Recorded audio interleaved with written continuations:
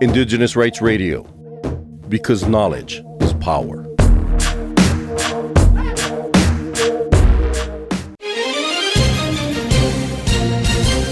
You are now listening to Cultural Survival's Global News Bulletin. Every month, Cultural Survival brings you the latest news impacting indigenous peoples across the globe. This September edition of Global News Bulletin features important stories from Europe, North, Central, South America, Africa, Asia, and beyond.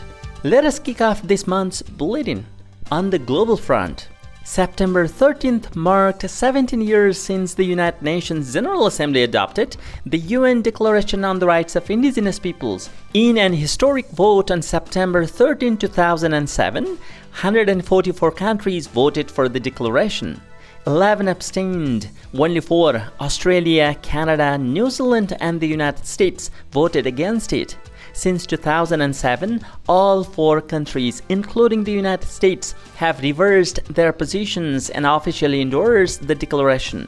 The declaration is the outcome of 25 years of hard negotiations. The rights spelled out in the documents, quote, constitute the minimum standards for the survival, dignity, and well-being of indigenous peoples of the world, unquote. The declaration protects the collective and individual rights of indigenous peoples concerning self-government, land, education, employment, health, and other areas. Likewise, a new report by Global Witness released on September 10th paints a grim picture of the dangers that those defending their communities and the environment face. Indigenous peoples and Afro-descendants are disproportionately targeted, accounting for nearly half of the 196 people killed in 2023 for their activism. The total number of deaths since 2012 has now reached a shocking 2,106.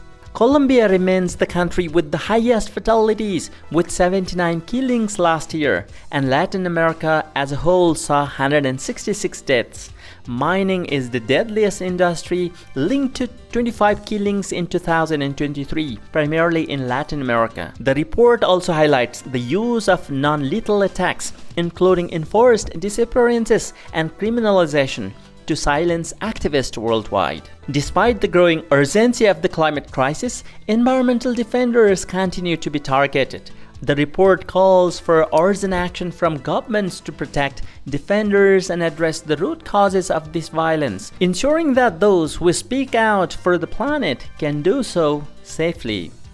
News from Canada.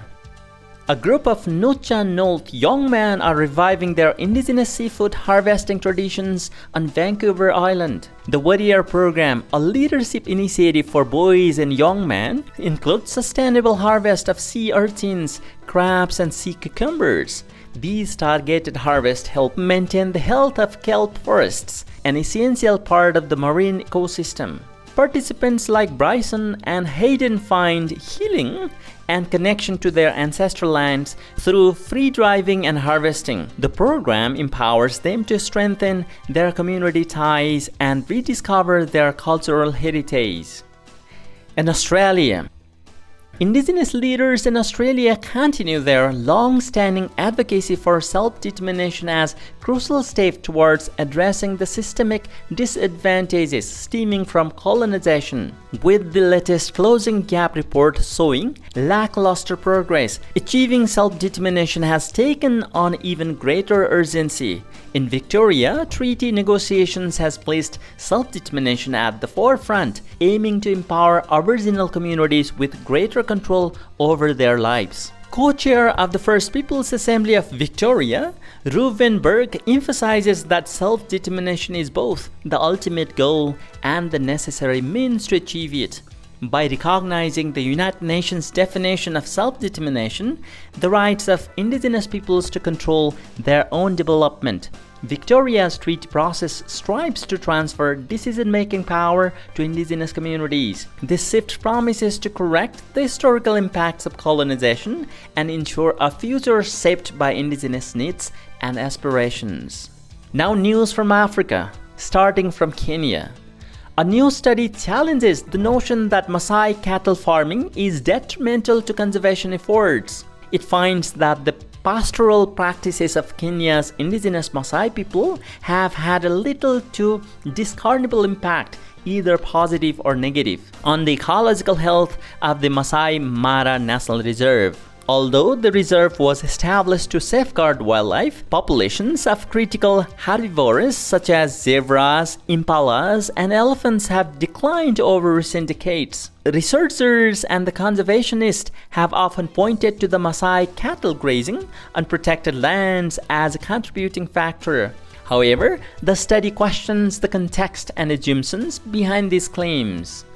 In Morroco, researchers have made a groundbreaking discovery in the Atlas Mountains of Morocco, a vast collection of indigenous Amazigh legal contracts known as Aratin. These documents, numbering in the hundreds of thousands, spans approximately 400 years and provide unprecedented insight into Amazigh communities' social, economic, and legal dynamics. The discovery was made by antique dealer Hamza Albaroi and former professor Igor Klikhandeler during their exploration of this remote mountain range.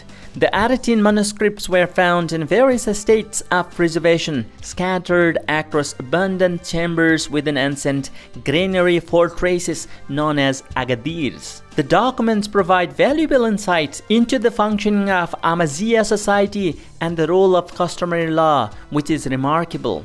Despite the cultural and historical significance of the Aratin, the manuscripts have remained largely unknown and understudied. Now moving to Asia. News from Indonesia. An alliance representing over 2,300 indigenous communities in Indonesia has called on Pope Francis to advocate for their land rights, accusing various entities including the Catholic Church of land grabbing. Pope Francis is the supreme leader of Catholic Church worldwide and the head of the State of Vatican City. The Alliance of the Indigenous Peoples of the Archipelago Aman highlighted specific cases involving two dioceses in Flores, where the claimed vast tracts of customary lands were seized and transferred to the church, depriving indigenous tribes of their rights. The Alliance of Indigenous Peoples of Archipelago, Aman, emphasized that Pope Francis' visit should bring hope to indigenous communities facing a deteriorating legal and policy environment. They cited the Pope's past support for indigenous people's rights and urged him to continue this advocacy in Indonesia. The alliance, comprising millions of people, including Catholics, stated that companies have seized millions of hectares of ancestral land, highlighting the government's failure to protect indigenous people's rights. In Bangladesh, violence has erupted in Bangladesh's Khagrachari district, where Bengali settlers have attacked the indigenous Juma community, leaving several injured and numerous homes and businesses destroyed. The attacks, reportedly sparked by the death of a Bengali settler under disputed circumstances, have been met with inaction from military personnel. The international community strongly condemns the violence and calls on the interim government of Bangladesh to protect the Juma people, hold the perpetrators accountable, and investigate the military's failure to intervene.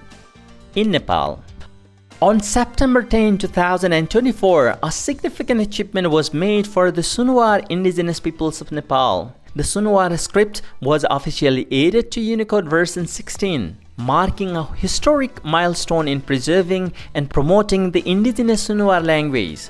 With the inclusion of the Sunuwar script in Unicode, digitizing and using the language in education, media, and communication will become more widespread. This advancement will greatly impact the 79,000 individuals who speak the Sunuwar language, providing them with increased access to information and resources. The Sunuwar Welfare Society expressed its gratitude to the international team of experts who worked tirelessly to make this achievement possible.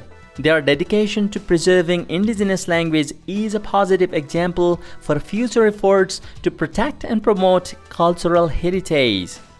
Now moving to Guatemala. In Cantil Quetzaltenango, a group of 10 Maya Quiche women led by Carmela Chukya and Garciela Garcia are revitalizing their heritage through agroecological gardens. They have cultivated a thriving space on rented land for 3 years, embracing organic fertilizers, seed saving, and skimming harmful chemicals. Their efforts extend beyond the garden, maintaining a seed bank in Carmela's home, ensuring a diverse range of crops like cauliflower, cilantro, and ayote. This sustainable model prioritizes family consumptions, with any surplus supporting local markets and occasional farmers' markets in Quetzaltenango. This initiative showcases the power of indigenous women, preserving tradition while fostering a sustainable future. In Mexico, the Zapatista indigenous agrarian movement has reported the disappearances of 4 members of the San Miguel Monte Verde community in Oaxaca.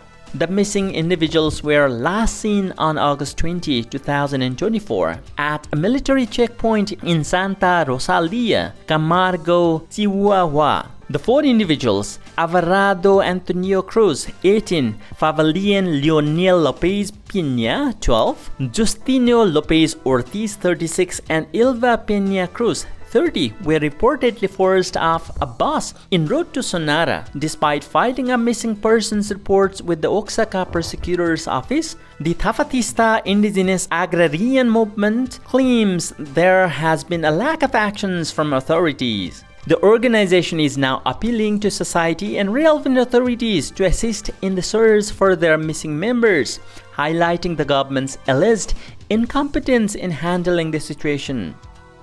In Ecuador, indigenous communities residing in the Ecuadorian Amazon have raised the alarm over a series of oil spills that have contaminated the San Antonio commune and impacted Nueva Providencia community in recent months. Residents claim that rivers such as the Intijama, Sipati, Quivino, and Napo have been polluted, severely affecting their access to clean water and fishing. Petroecuador, the state-owned oil company, has reportedly denied compensation to the affected communities, citing a lack of property titles despite the residents' ancestral claim to the land. Environmental organizations like Amazon Frontlines have documented the damage, calling for urgent investigation and action from national authorities. The communities and organizations also urge the government to invest in updating the aging oil infrastructure to prevent future spills. In Colombia, Colombia's Total Peace Initiative, aimed at a dialogue with all armed groups, has failed to stop the forced recruitment of children into the escalating conflict. The situation is particularly dire for indigenous minors, who are often targeted for their knowledge of disputed territories and political training. Despite the government's efforts, the Ombudsman's office has registered a concerning number of forced recruitment cases. In 2023, 184 cases were reported, a number believed to be an underestimate. The trend continues in 2024 with 159 cases already reported. The Southwest region, the hotspot of conflict since a dissident faction abandoned peace talks in April, has seen the highest number of child recruitment cases. The ongoing violence underscores the urgent need for effective measures to protect children, particularly those from indigenous communities. That is all for this edition of Cultural Survival's Global News Bulletin. Stay tuned for our next broadcast. For more information on the rights of indigenous peoples, visit cs.org and follow Cultural Survival on Facebook, Instagram, and X.